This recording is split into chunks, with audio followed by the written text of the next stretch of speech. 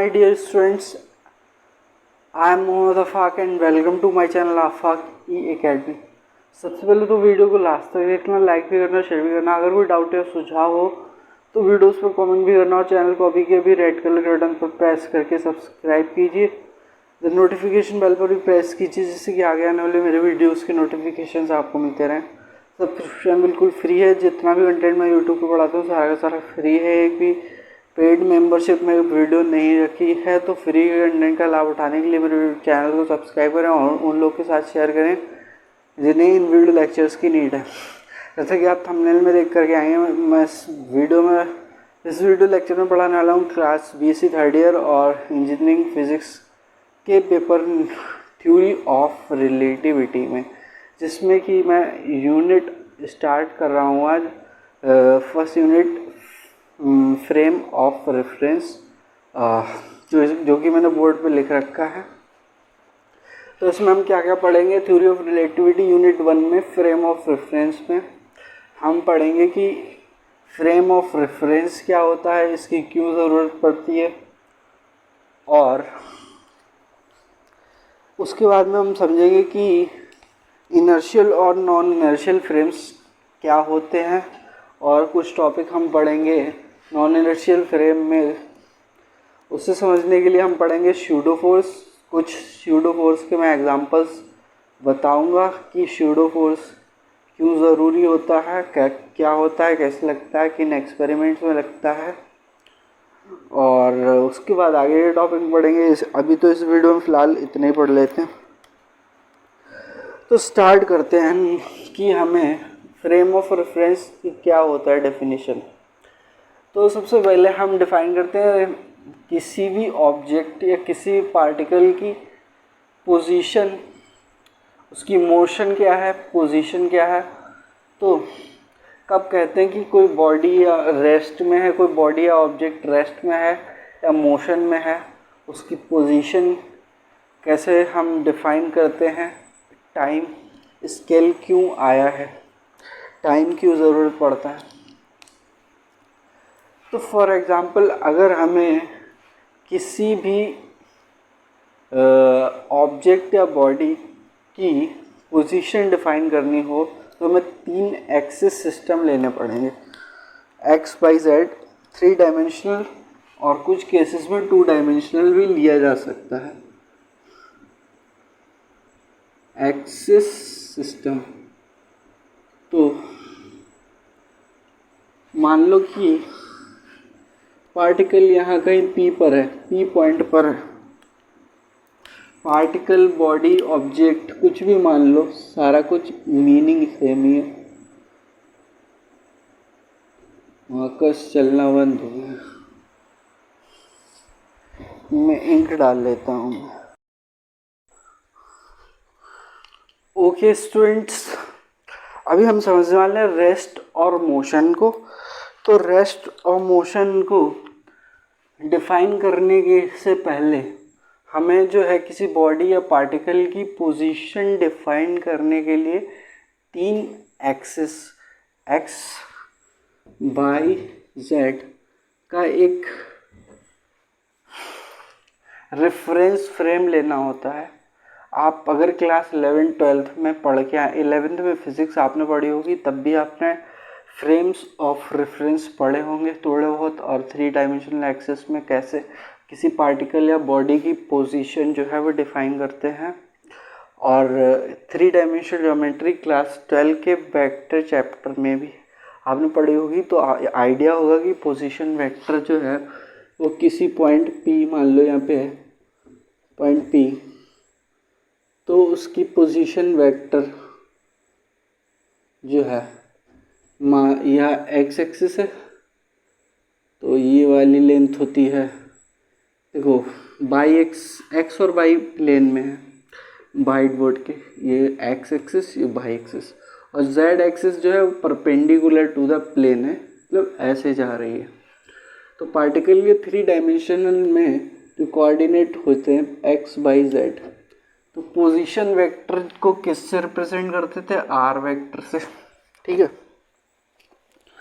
Are vector से अगर define कर देते तो इससे क्या लिखते थे? X I cap plus by J cap plus Z के कैप। ठीक है, ये वेक्टर के चैप्टर में भी पढ़ा है और क्लास 12 के वेक्टर चैप्टर में भी पढ़ा है। अब हम कब कहेंगे कि बॉडी रेस्ट में है या मोशन में है?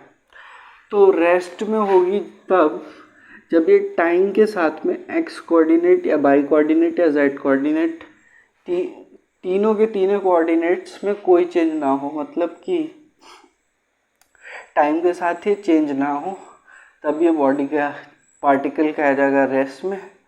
और अगर यही एक्स वाई जेड जो इसके पोजीशंस हैं, कोऑर्डिनेट्स हैं, अगर ये टाइम के साथ चेंज हो जाते हैं, मान लो पी डैश पॉइंट पे चले जाते हैं कुछ टाइम के बाद में पी डैश, तो जो नया पोजीशन होगा इसका लाइक दिस,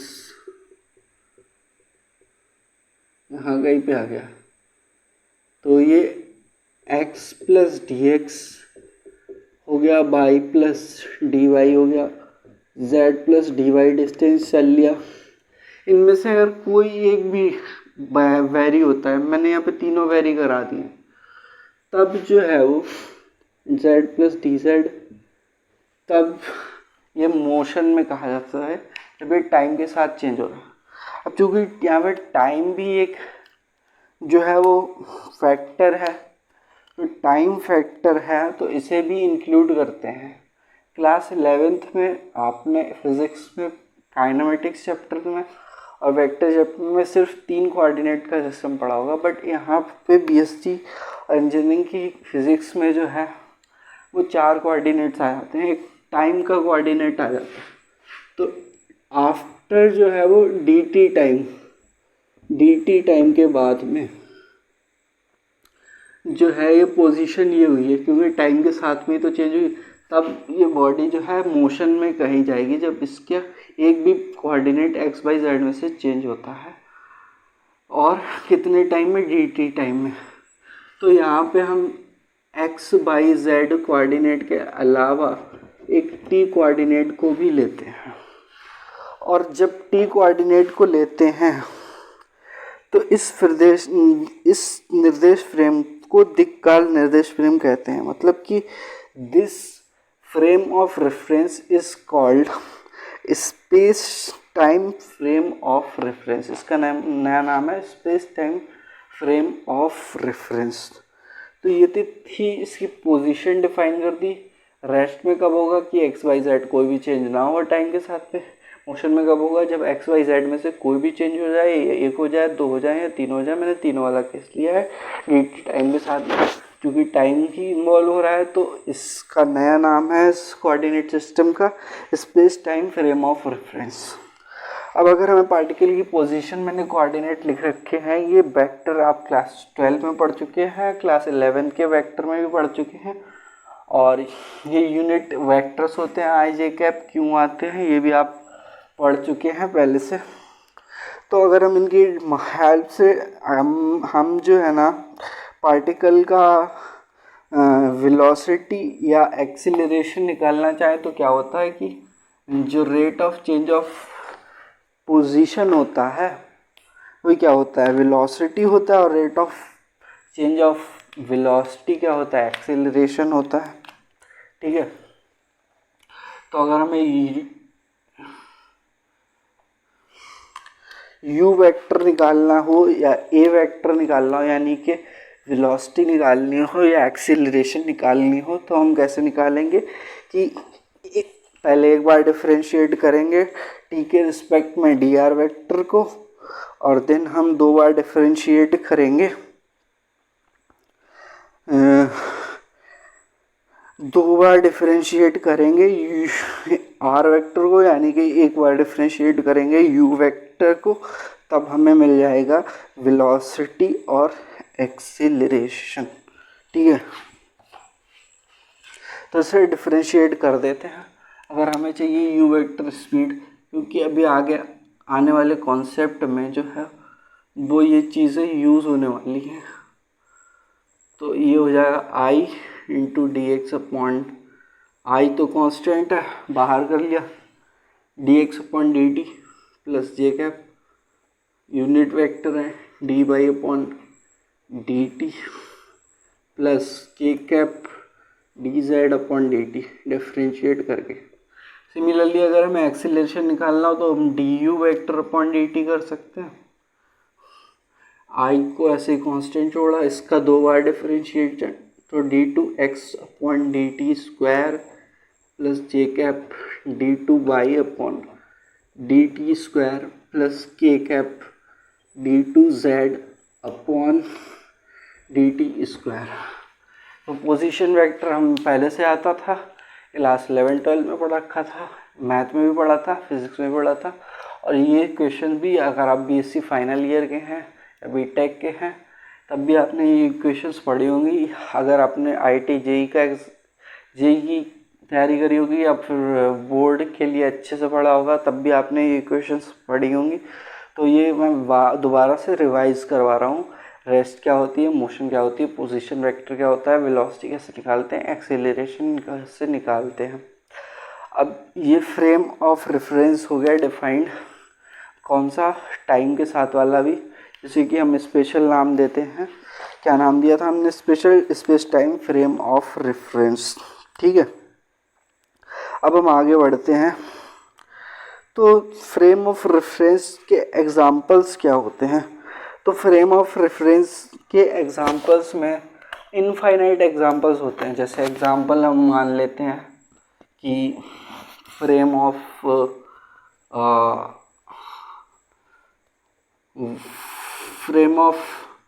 वॉल्स मतलब दीवारों का फ्रेम ऑफ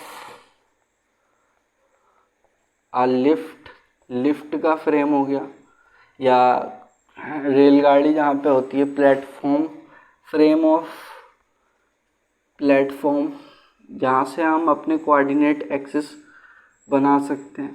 सिमिलरली अगर वो बॉडी मूव कर रही है, जैसे कि ट्रेन है और ट्रेन में जो है वो मूव कर रही है, तो हम ट्रेन के अंदर एक्स बाई जेड और ये टाइम का कोऑर्डिनेट ले सकते हैं। तो हम इस तरह से इनफाइनाइट बस चल रही है, साइकिल चल रही है, कुछ भी चल रहा है, एरोप्लेन चल रहा है, रॉकेट चल रहा है, या कोई चीज़ रेस्ट में है, कोई ग्राउंड फील्ड है, तो इनफाइनाइट मूविंग और नॉन मूविंग जो है फ्रेम ऑफ रेफरेंस होते हैं।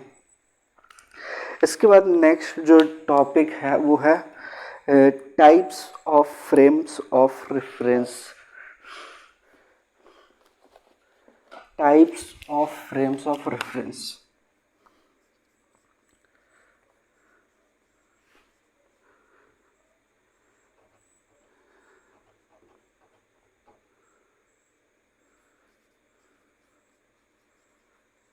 दो टाइप के होते हैं। पहला होता है इनर्शियल,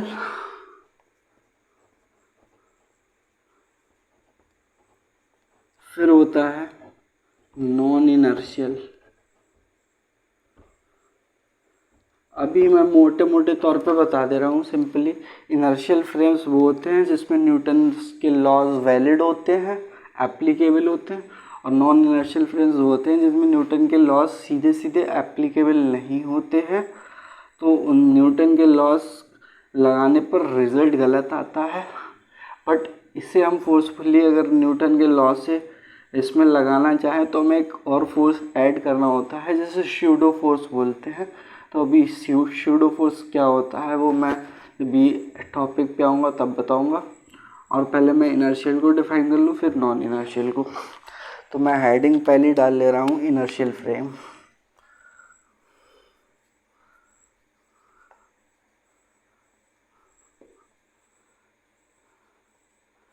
तो इनकी डेफिनेशन क्या हो जाएगी कि those frames in which Newton's laws are valid are called inertial frame, and non-inertial frame those frames in which Newton's laws of motion, especially second law of motion F vector equal to ma vector apply नहीं होता है, तो वो non inertial frame कहलाते हैं। तो ये हो गई डेफिनेशन। तो हम इनर्शियल के फ्रेम ऑफ रेफरेंस की डेफिनेशन से क्या क्या पॉइंट्स डिराइव कर सकते हैं। पहली बात तो ये कि इसमें जो है वेलोसिटी जो है वो कांस्टेंट रहती है। क्या रहती है? Constant velocity. मतलब एक्सीलरेशन जो है वो ज़ीरो रहेगा। या तो वेलोसिटी ज़ीरो हो, रुका हुआ हो फ्रेम, या फिर कांस्टेंट वेलोसिटी से चल रहा हो कोई फ्रेम, जैसे कोई बस है या बाइक है, लगातार 20 किलोमीटर 25 किलोमीटर प्रति घंटा की रफ्तार से लगातार चल रही हो, ना वेरी कर रही हो स्पीड, हमें एक्सीलरेटर एक 25 की स्पीड पे लगा के छोड़ दिया और वेलोसिटी होगी कांस्टेंट, तब वो इनर्शियल फ्रेम हो गया। सेकंड एग्जांपल्स, जैसे कि कोई प्लेटफॉर्म है, जैसे रेलवे प्लेटफॉर्म है या बस अड्डा है, वो रेस्ट में है, तो वो उनकी वेलोसिटी ज़ीरो है, तो वो भी इनर्शियल फ्रेम हो गया।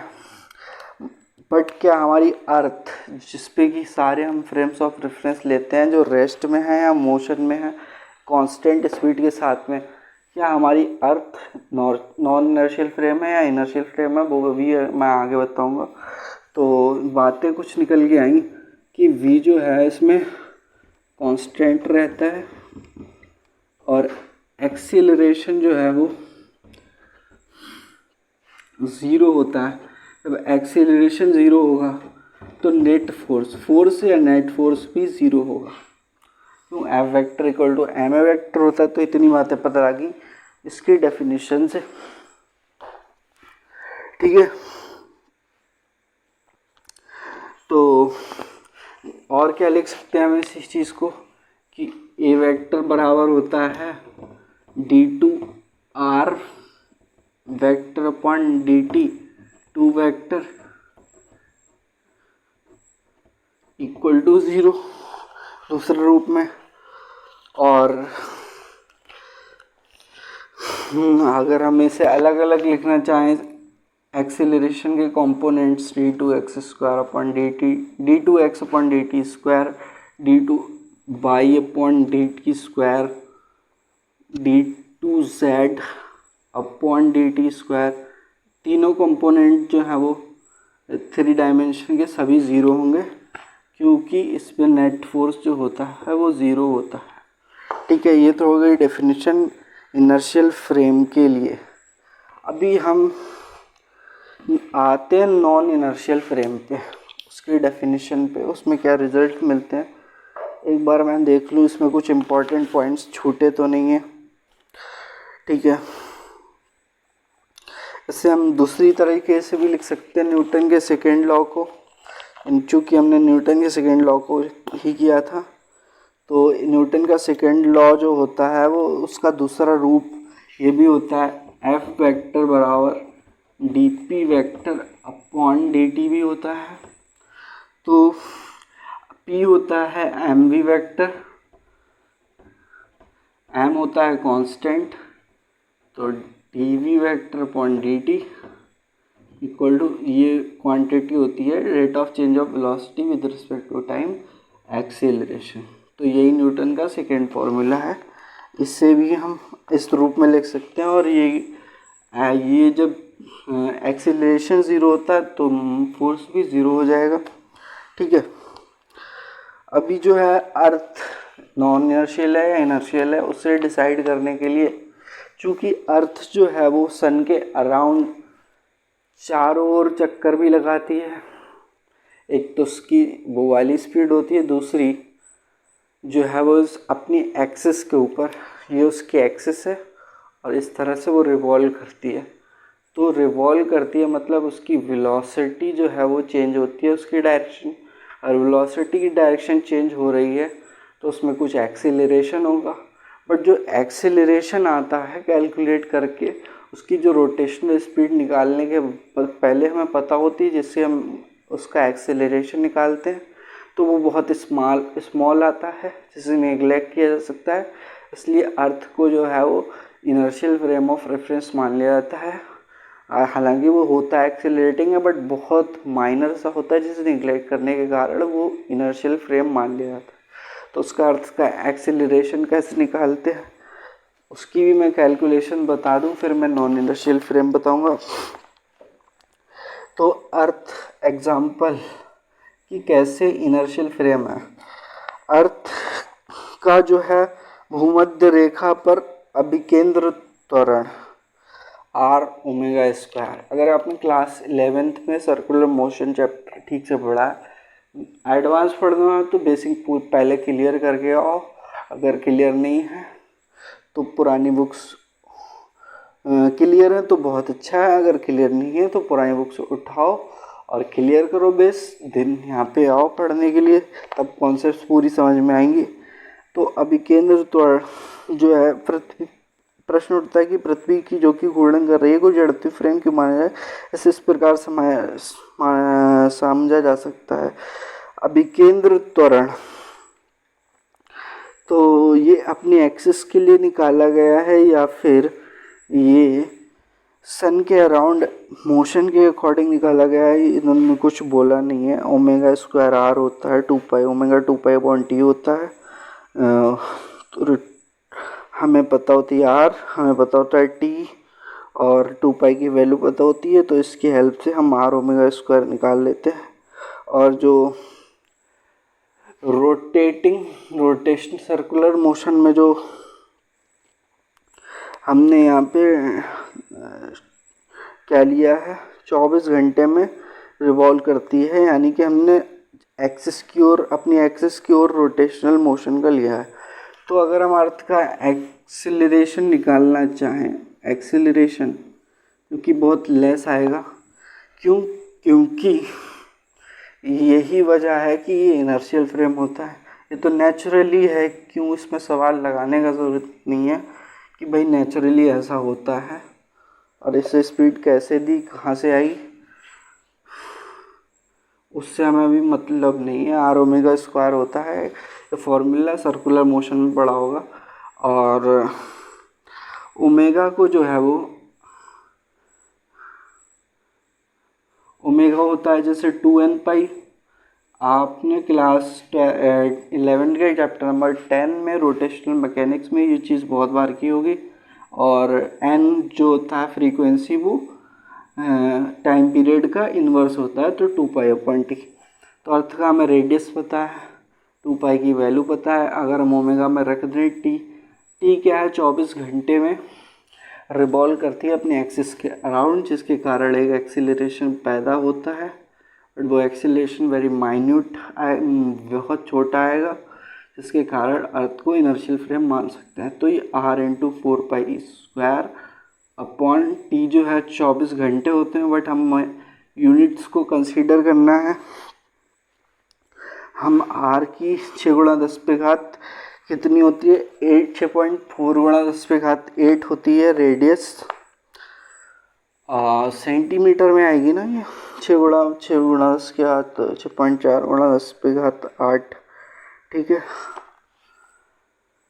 ये बेसिक्स बातें हैं जो 11th में पढ़ी हैं, वो सारी आनी चाहिए। तो अगर हम वैल्यूज़ पुट कर दें तो 4 पाई r² अपॉन 24, टी को लिखा 24 घंटे, घंटे से बना है मिनट, तो 60 से मल्टीप्लाई उससे बना है सेकेंड।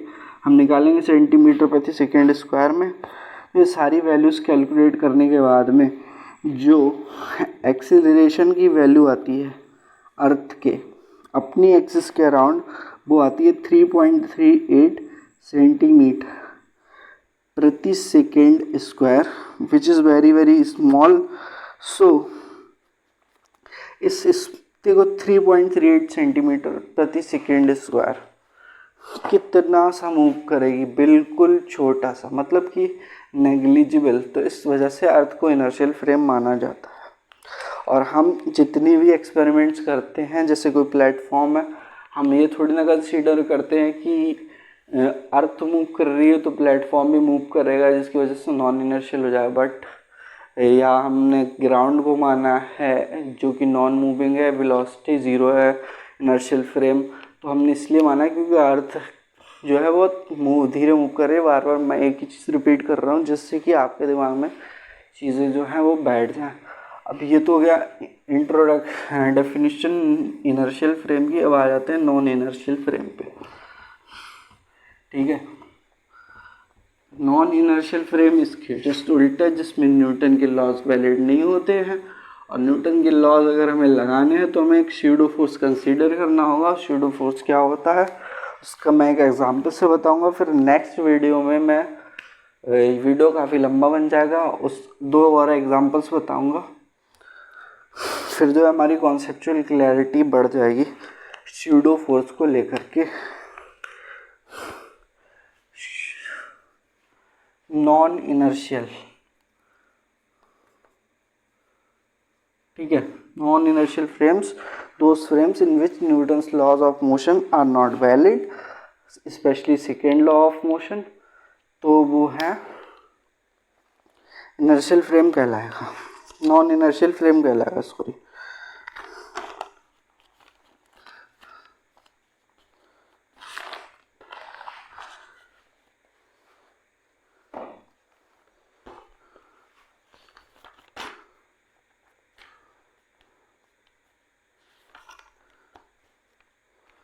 ठीक है, नॉन इनर्शियल फ्रेम में क्या है कि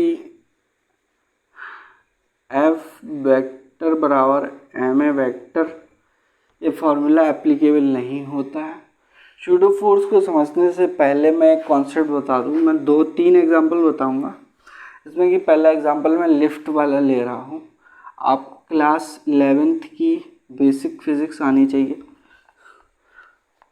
आप एडवांस पढ़ने आए हो तो थंबनेल देख करके, तो आपको बेसिक्स आनी चाहिए पहले से ही। अगर आपके बेसिक क्लियर हैं तो ठीक है, बहुत अच्छी बात है।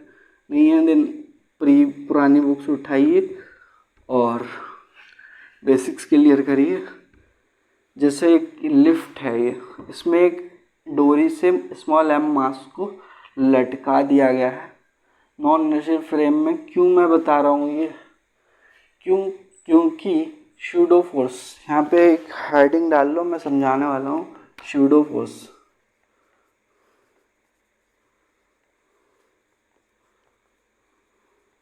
एक एग्जांपल से, आगे की वीडियो में 2 एग्जांपल से बताने वाला हूँ, 3 एग्जांपल बताऊँगा, स्यूडो फोर्स का कॉन्सेप्ट क्लियर हो जाएगा। तो ये नॉट एप्लीकेबल यहाँ पे लिख दिया, क्योंकि जो रिजल्ट है वो ठीक नहीं आते हैं नॉन इनर्शियल फ्रेम में न्यूटन के सेकेंड लॉ के। और जब हम कुछ थोड़ा स्यूडो फोर्स लगा देते हैं तब जो है वो न्यूटन के लॉ लग जाते हैं। लिफ्ट है, इस लिफ्ट में डोरी से स्मॉल एम मास को टांग दिया गया है और ऑब्जर्वर जो है, इसमें एक ऑब्जर्वर जो है वो यहाँ ग्राउंड पे बैठा हुआ है, इसे मान लो ए, और एक ऑब्जर्वर है लिफ्ट के अंदर बी। तो फ्री बॉडी डायग्राम बनाना आना चाहिए। आप क्लास 11th में पढ़ा होगा, अगर नहीं पढ़ा तो रिवाइज करें जा कर के, मतलब पढ़ने जा कर के, और कर रखा है पढ़ रखा है एक बार रिवाइज कर लें, फिर से आए और याद है, सब कुछ रटा हुआ है, देन बहुत अच्छा है, आराम से कॉन्सेप्ट समझ में आएगा। क्या करते हैं कि एक के फ्रेम ऑफ रेफरेंस ग्राउंड में है, ये 0 वेलोसिटी, और एक बात और कि लिफ्ट ऊपर की ओर ए एक्सेलरेशन से एक्सेलरेट हो रही है। और मैंने बोला कि नॉन इनर्शियल फ्रेम में जो है वो एक्सेलरेशन जो है वो यहाँ पे 0 नहीं होता है, एक्सेलरेशन इज़ नॉट कांस्टेंट। और ये लिफ्ट में एक बी बंदा बैठा है, ए बंदा बैठा है। ए के लिए जो है वो अगर हम निकालें F we T diagram A के लिए, ए ऑब्जर्वर के लिए, तो मास एम है, इस पे डाउनवर्ड डायरेक्शन में फोर्स एम जी लगेगा, ऊपर टेंशन टी लगेगी, और क्योंकि ये एक्सेलरेशन से ऊपर भी जा रहा है तो इस पे एम ए वेक्टर फोर्स ऊपर की ओर भी लगेगा। तो एम ए वेक्टर फोर्स ऊपर की ओर भी लगेगा, ठीक है। तो फ्री बॉडी डायग्राम में अगर हमें इस इक्वेशन को बैलेंस करना है तो टी माइनस एम जी बराबर एम ए वेक्टर होगा। क्लास 11th का कॉन्सेप्ट है, आना चाहिए। जेई की तैयारी जिन्होंने करी होगी या इंजीनियरिंग एंट्रेंस की तैयारी करी होगी, बीएससी कर या फिर बीटेक में भी हैं, तो ये उन्हें ये बातें अच्छे से याद होंगी। बोर्ड वालों को शायद खाली ये थोड़ी न्यू चीज़ें लगी, बट पढ़ना है तो बेसिक क्लियर करके आओ, जहाँ से भी बुक्स मिले, जहाँ से भी स्टडी मटेरियल मिले और पढ़ के आओ, ऑनलाइन कहीं से भी मिले बेसिक। यहाँ से T=mg + ma वेक्टर आया, क्योंकि हमें फोर्सेस बैलेंस करना है तो FVD बना के इक्वेशन बनानी आनी चाहिए। T वेक्टर ऊपर, mg वेक्टर, इसमें से इसे घटा करके तभी तो ये ऊपर वाला आएगा, ठीक है। और फ्रेम ऑफ रेफरेंस B के लिए अगर हम यही चीज़ें निकालें तो B के लिए क्या आने वाली है, देखो B जो है वो कह रहा है कि टेंशन जो है वो ऊपर की ओर है, और उस तो रेस्ट में दिख रहा है क्योंकि B भी ऊपर जा रहा है, मास M भी एक्सीलरेशन ऊपर से जा रहा है।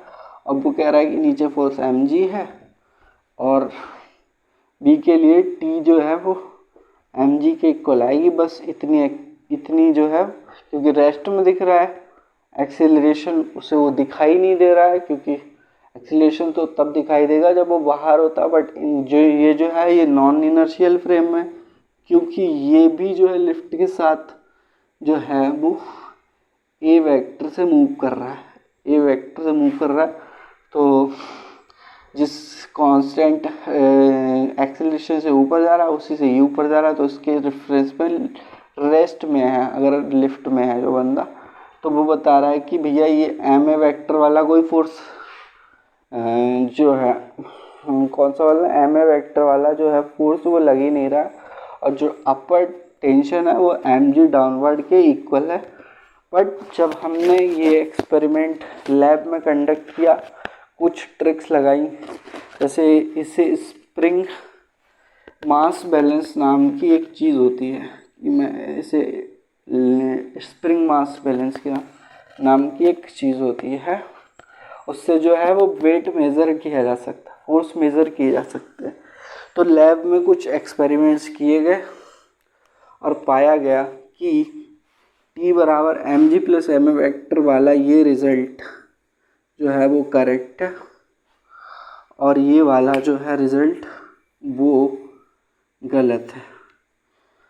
क्यों गलत है? क्योंकि यहाँ पे एक फोर्स, ये एक्सेलरेशन ऊपर से जा रहा है और न्यूटन का लॉ हम लगा रहे हैं तो वैलिड नहीं हो रहा है। ये एक्सपेरिमेंटली प्रूव हुआ है कि जो वेट्स होते हैं लेकर के, उनसे ये प्रूव हो गया है लैब में।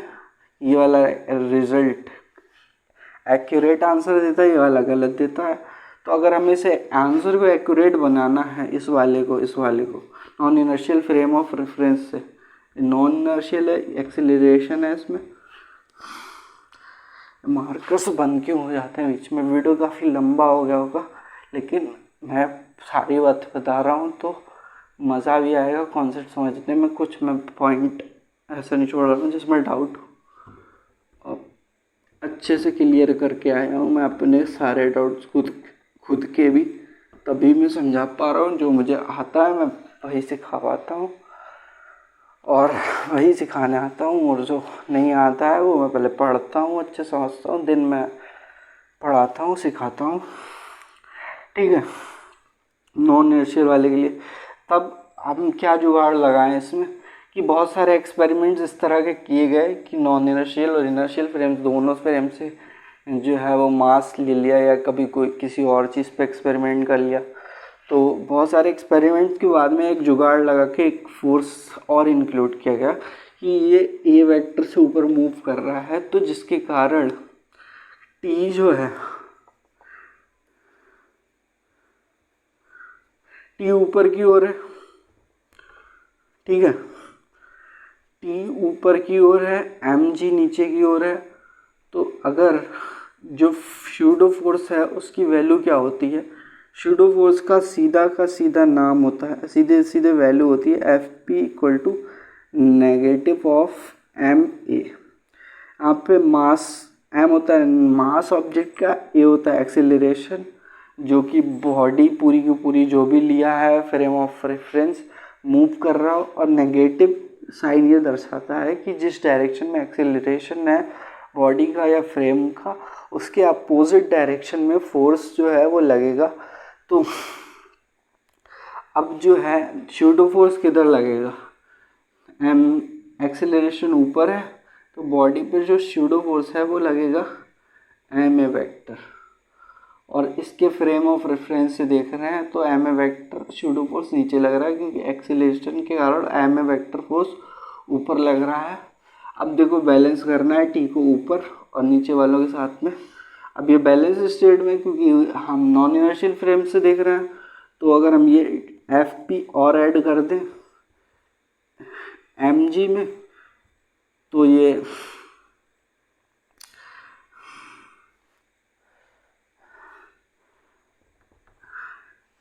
रिवर्स डायरेक्शन में है इसलिए माइनस, ठीक है।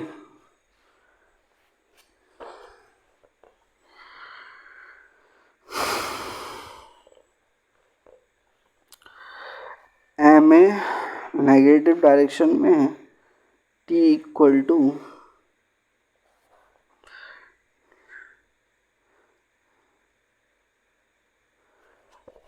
अब यहाँ पे हम एम ए नीचे लिख दिया, डायरेक्शन लिख दिया, तो हमें जो है वो इस फॉर्मूले जब हम इधर बैलेंस करेंगे ये तो फॉर्मूला है कि माइनस एम ए होता है, इसे छोड़ देते हैं। माइनस मतलब नेगेटिव, जब हमने डायरेक्शन शो कर दिया है तब हम साइन जो है वो प्लस का लेंगे। तो हम अगर बैलेंस कर दें ऊपर वाले और नीचे वालों के साथ में, एफ वी डी बनाना आता है, क्लास 11th की कॉन्सेप्ट है, T equal to M G, नीचे की ओर एम जी लग रहा है इसमें, इसका एफ वी डी बना है। चाहे यहाँ अलग से बना लें हम कि ये M free body diagram, M G नीचे जा रहा है और एम ए शूडो फोर्स नीचे लगा क्योंकि एक्सेलरेशन ऊपर था और टेंशन ऊपर टी है। ऊपर वालों को नीचे वाले फोर्स से बैलेंस करना है तो टी प्लस एम जी, और प्लस क्यों लिया है क्योंकि नेगेटिव डायरेक्शन तो हमने ले रखी है, और M G plus M A जो है वो पहले वाले रिजल्ट के इक्विवेलेंट है, बिल्कुल सेम है। तो ये आंसर हमारा करेक्ट हो जाता है। तो न्यूटन का सेकेंड लॉ हम नॉन इनर्शियल फ्रेम में तभी लगा सकते हैं जब हम स्यूडो फोर्स को कंसीडर करें। स्यूडो फोर्स जो है वो ना तो मास एम पे लिफ्ट लगा रही है ना ही ऑब्जर्वर लगा रहा है, बट फिर भी इस पर एक फोर्स लग रहा है, इसीलिए इस स्यूडो फोर्स को आभासी फोर्स भी कहते हैं, इसे फेक फोर्स भी कहते हैं, इसके कई सारे नाम बना रखे हैं।